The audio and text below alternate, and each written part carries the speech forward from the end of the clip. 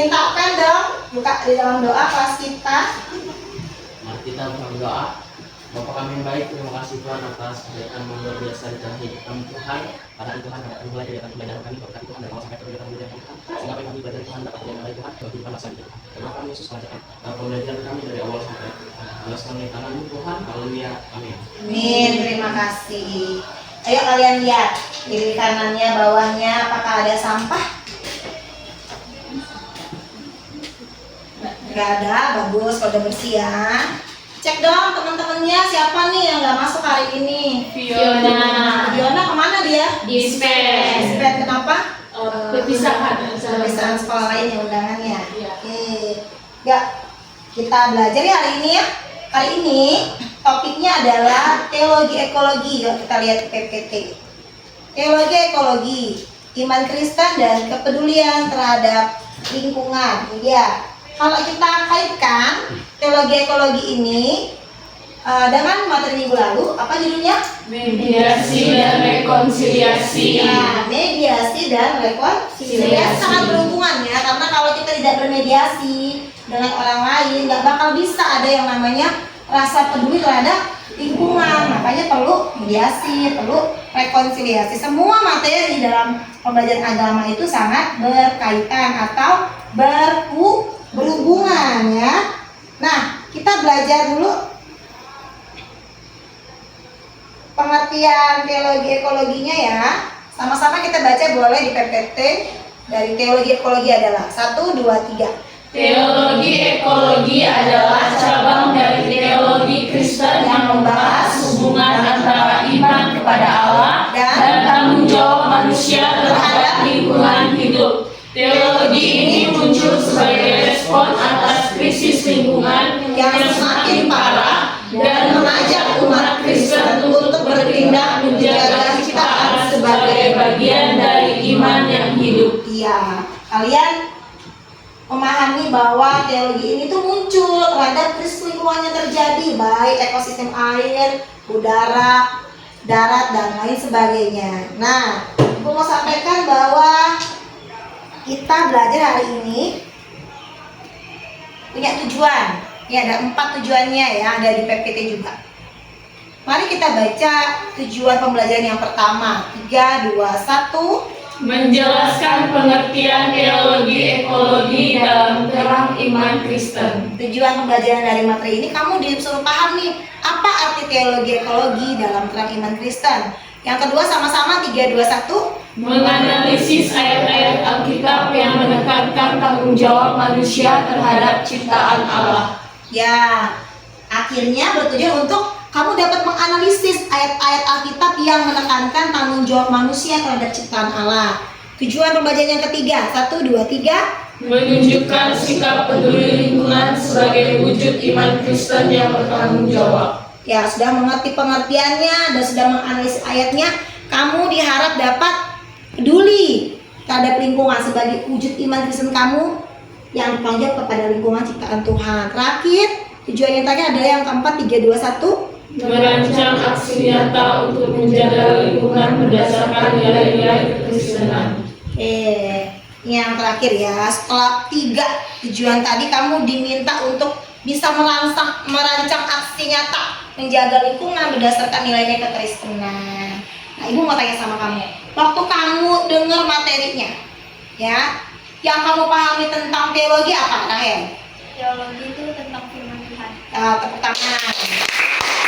Nah, kemudian yang Iren pahami tentang ekologi apa? Ekologi itu lingkungan hidup. Ya, tepuk tangan.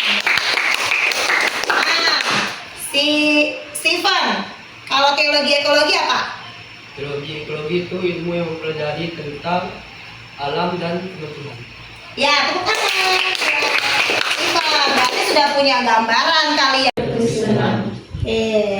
Yang terakhir ya, setelah 3 tujuan tadi kamu diminta untuk bisa merancang aksi nyata menjaga lingkungan berdasarkan nilai-nilai kekristenan. Nah, ibu mau tanya sama kamu, waktu kamu dengar materinya ya, yang kamu pahami tentang teologi apa, Rahel? Teologi itu tentang firman Tuhan. Tepuk tangan. Nah, kemudian yang Iren pahami tentang ekologi apa? Ekologi itu lingkungan hidup. Ya, tepuk tangan. Nah, si Steven, kalau teologi ekologi apa? Teologi ekologi itu ilmu yang mempelajari tentang alam dan kebersihan. Ya, tepuk tangan. Steven, berarti sudah punya gambaran kalian tentang materi kita pada hari ini. Baik ya, Ibu akan memberitahu kalian. Hari ini kita belajar menggunakan model pembelajaran apa namanya? Cooperative learning. Dan jenisnya? Round robin. Oke. Cooperative learning dengan jenis round robin. Sebelumnya gue akan memberikan kalian sebuah pretest ya. Soal pertanyaan awal tentang pemahaman kalian dengan materi ini. Silakan kalian menjawabnya secara cepat aja. 2 menit ya.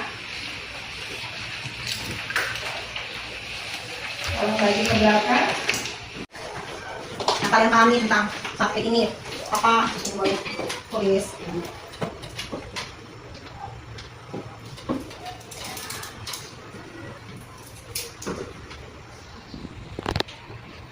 Udah ya? Cukup ya? Selesai nampaknya tuh.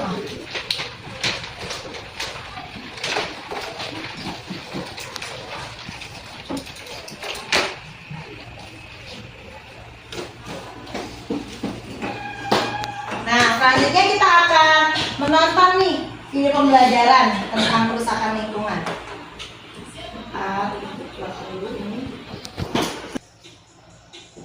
Pencemaran lingkungan merupakan fenomena yang mempengaruhi keberadaan atau kelangsungan makhluk hidup yang ada di dalamnya. Sehingga pencemaran lingkungan dapat menyebabkan perubahan pada makhluk hidup lain yang tidak mampu beradaptasi dengan perubahan yang terjadi. Dalam video ini, atau komponen lain ke dalam air. Akibatnya, kualitas air turun sampai ke tingkat tertentu yang menyebabkan air tidak lagi berfungsi sesuai dengan peruntukannya.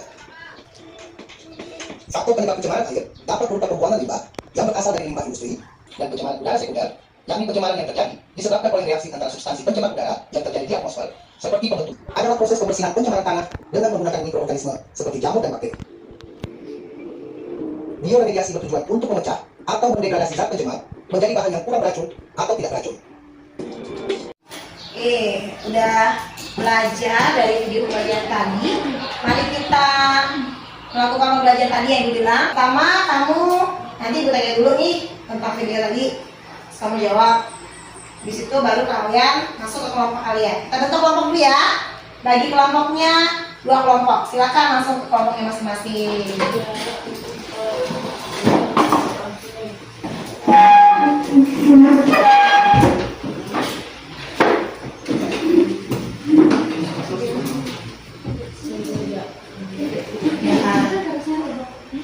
Eva, SN, kamu lihat apa tadi tuh? Tentang pencemaran lingkungan. Apa yang pertama air, apa yang rusak? Itu tuh membuang sampah sembarangan yang menyebabkan kualitas air itu jadi buruk. Air ya. Saudara tadi apa Rahel? Itu kayak asap-asap pabrik. Asap pabrik. Kemudian Yesa, udara. Udara itu kayak Asap pabrik. Kemudian Yesa, udara.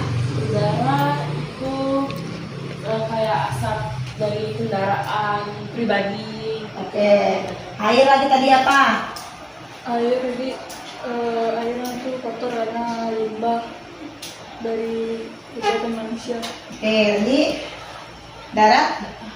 Tanah dia dari pencemaran segala itu. Kimia. Udara. Udara tuh pencemarannya dari setiap kendaraan, dari pabrik-pabrik membuat udara menjadi tidak segar.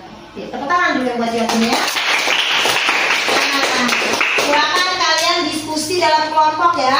Diskusi dulu dalam kelompok tentang video tadi, apa yang terjadi dalam kerusakan lingkungan, lalu apa solusinya. Baru nanti kalian mempresentasikannya di depan. Boleh bertanya jawab juga ya dalam presentasi diskusi nanti. Oke, silakan waktunya 10 menit dari sekarang. Ya, udah selesai ya. Silakan kelompok 1 maju terlebih dulu untuk mempresentasikan hasil diskusi kelompok kalian. 5 menit aja ya, sudah termasuk presentasi dan hanya jawab kepada kelompok yang lainnya. Oke, jadi kami akan mempresentasikannya secara singkat. Tadi dari video yang kita lihat tadi itu mengenai pencemaran lingkungan dari air, tanah, dan udara. Dari air kami mengambil beberapa pencemaran, yaitu pencemaran sampah laut, pencemaran pabrik, pencemaran limbah, dan pencemaran limbah rumah tangga. Cara menanganinya itu dengan mengolah limbah yang baik dan jangan pernah buang ke air, lalu penggunaan bahan kimia yang bijaksana, dan adanya edukasi kepada masyarakat sekitar dan juga edukasi kepada anak-anak sejak dini. Yang kedua yaitu tanah, kegiatan pertambangan penggundulan hutan atau limbah organik dan non organik. Cara menanganinya yaitu dengan melakukan bioremediasi dan remediasi. Apa sih itu bioremediasi? Bioremediasi adalah pembersih tanah dengan menggunakan mikroskop, yaitu untuk dengan bantuan jamur dan bakteri. Sedangkan remediasi yaitu pembersihan langsung, yaitu kita langsung terjun ke lapangan atau langsung memungut sampah. Yang ketiga yaitu udara. Udara itu salah satu contoh pencemarannya yaitu gas buang kendaraan, limbah industri, asap rokok, dan asap pembakaran. Cara menanganinya yaitu mengurangi kendaraan pribadi, lalu lakukan penanaman pohon, gunakan transportasi yang ramah lingkungan, dan menghindari pembakaran sampah. Selanjutnya kami akan memberikan ayat dukungan dibacakan oleh Mario, berada di Mazmur pasal 24 ayat 1. Tuhanlah yang punya bumi serta segala isinya, dan dunia serta yang diam di dalamnya. Oke teman-teman, ayat ini menekankan bahwa seluruh bumi dan segala isinya adalah milik Tuhan. Ini mengingatkan manusia untuk menghormati dan menjaga ciptaannya dengan penuh tanggung jawab. Oke, untuk penutupnya akan saya serahkan kepada Rahel. Sekian presentasi dari kami, terima kasih. Kami membuka sesi tanya jawab. Mungkin ada teman-teman yang ingin bertanya, kami berikan ruang dan waktu. Tadi kan di situ ada disebutkan untuk tidak membakar sampah ya di lingkungan. Solusi untuk mengolah sampah itu seperti apa selain membakar? Oke teman-teman, di sini kita bisa memilah sampah mana yang organik dan anorganik, dan kita juga bisa berpegangan pada prinsip 4R yang tadi kita nonton, ada reuse, recycle, dan reuse. Tepuk tangan buat kelompok yang ya, selanjutnya kelompok 2 silakan maju 5 menit saja untuk presentasi dan sesi tanya jawab kepada kelompok lainnya. Selamat pagi semuanya. Selamat pagi. Shalom. Shalom. Jadi pada kesempatan kali ini kami akan presentasikan tentang hasil kami mengenai video pencemaran kualitatif. Shalom. Shalom. Jadi pada kesempatan kali ini kami akan presentasikan tentang hasil kami mengenai video pencemaran kualitatif. Tapi sebelumnya perkenalkan dulu nama kami. Nama saya Stephen Silai. Saya Jennifer Fikali Berta. Saya Clara Kansenata. Saya Ferdinand Kayakire. Dan saya Iliana Kayakire. Jadi pencemaran yang pertama adalah pencemaran air. Contoh pencemarannya adalah limbah industri. Cara solusi untuk menanganinya adalah pengolahan limbah yang tepat. Yang kedua ada membuang sampah plastik di sungai. Cara menanganinya adalah tidak membuang sampah sembarangan dan membuang sampah pada tempatnya. Yang kedua itu pencemaran udara. Yang pertama asap kendaraan, yaitu solusinya dengan menggunakan kendaraan umum dibandingkan kendaraan pribadi. Selanjutnya itu ada kebakaran hutan. Cara mengatasinya itu legalisasi. Di sini juga kami ada ayat pendukung dari untuk menjaga kerusakan lingkungan. Di ayat Kejadian 2 ayat 15, Tuhan Allah mengambil manusia itu dan menempatkannya dalam zaman Eden untuk mengusahakan dan memelihara taman itu. Ayat ini juga menekankan pada tanggung jawab manusia untuk mengusahakan dan memelihara taman Eden. Baik, ada yang ingin bertanya? Silakan. Desa. Tadi kan kata Jenny itu ada tentang pencemaran air di sungai. Nah, gimana sih cara kita bagaimana cara kita menjaga supaya tidak ada lagi orang yang membuang sampah ke aliran sungai?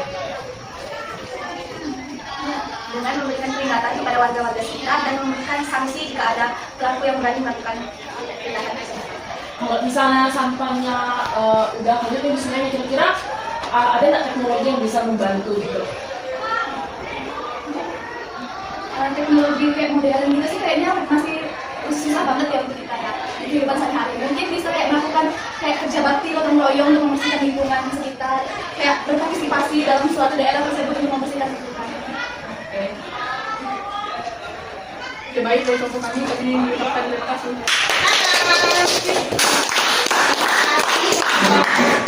Berdua ya, seru ya. Oke, kita mau baca ya firman Tuhan dari materi ini dari Kejadian 1 ayat 26 sampai 28. Ya, kita baca ayat 26 dan 28. 1 2 3. Berfirmanlah Allah, baiklah kita menjadikan manusia menurut gambar dan rupa kita, supaya mereka berkuasa atas ikan-ikan di laut dan burung-burung di udara, dan atas ternak dan atas seluruh bumi, dan atas segala binatang melata yang layak di bumi. Ya, ini firman Tuhannya buat kita. Kita melihat bahwa Tuhan memberikan kita itu mandat budaya atau perintah untuk menjaga ciptaan Tuhan, alam lingkungan yang Tuhan berikan kepada kita untuk mengelolanya secara bertanggung jawab ya. Bagaimana tanggung jawab kita kepada lingkungan kita bukan untuk menguasai secara tamak atau serakah, tetapi bertanggung jawab demi kelangsungan kehidupan bumi dan generasi kita yang selanjutnya. Oke, sampai di sini Ibu mau tanya kalian, bagaimana kalian memahami materi kita pada hari ini? Apakah sudah paham? Oke, sudah paham, maka Ibu akan memberikan pertanyaan hostess pada kita sebagai asesmen sumatif. Silakan dikerjakan, waktunya 3 menit saja. Ibu mau tahu bagaimana kalian memahami materi ekologi pada hari ini. Dari ke belakang.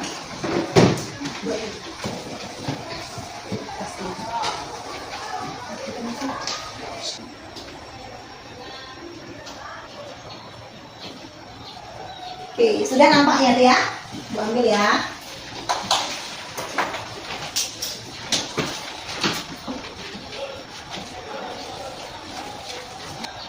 Oke, bagaimana perasaan kalian setelah belajar tentang teologi ekologi pada hari ini? Kita kepada lingkungan kita bukan untuk menguasai secara tamak atau serakah, tetapi bertanggung jawab demi kelangsungan kehidupan bumi dan generasi kita yang selanjutnya. Oke, sampai di sini Ibu mau tanya kalian, bagaimana kalian memahami materi kita pada hari ini? Apakah sudah paham? Oke, sudah paham, maka Ibu akan memberikan pertanyaan hostess pada kita sebagai asesmen sumatif. Silakan dikerjakan, waktunya 3 menit saja.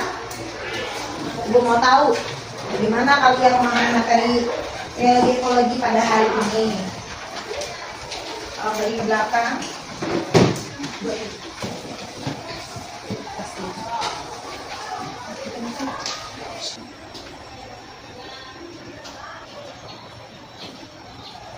Oke, sudah nampaknya tuh ya. Bu ambil ya.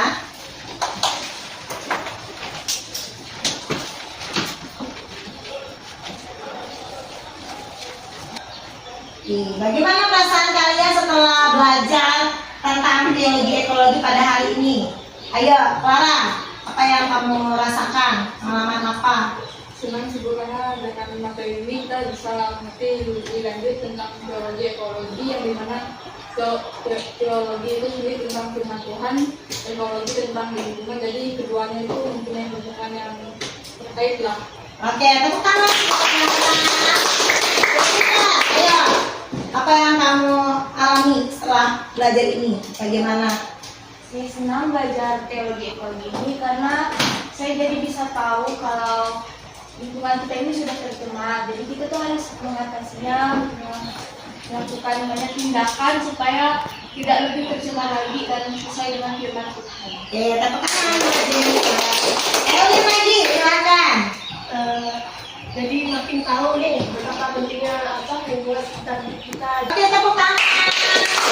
Nah, jadi tahu bahwa ini tanggung jawab kita untuk menjaga kerusakan lingkungan ya. sudah boleh belajar pada hari ini ya. Kita akan belajar lagi minggu depan itu materinya bahaya kerusakan lingkungan. Apalagi ini mendalam tentang bahaya kerusakan lingkungan. Jadi menarik nggak untuk minggu depan? Oke, maka itu sampai minggu depan. Untuk belajar kita pada hari ini, satu orang boleh pimpin doa. Silakan saya berdoa untuk kita. Tuhan Yesus, terima kasih atas penyertaan dalam acara ini. Biarlah apa yang kami pelajari hari ini akan disampaikan oleh Beliau tidak sia-sia, melakukan tangan di hati dan pikiran kami, dan biarlah Tuhan kami sebagai anak-anak-Mu dapat menjaga lingkungan yang kami dan melanjutkan pelajaran kami selanjutnya. Dalam nama Tuhan Yesus, haleluya, amin. Amin. Terima kasih. Sampai ketemu minggu depan. Tuhan memberkati.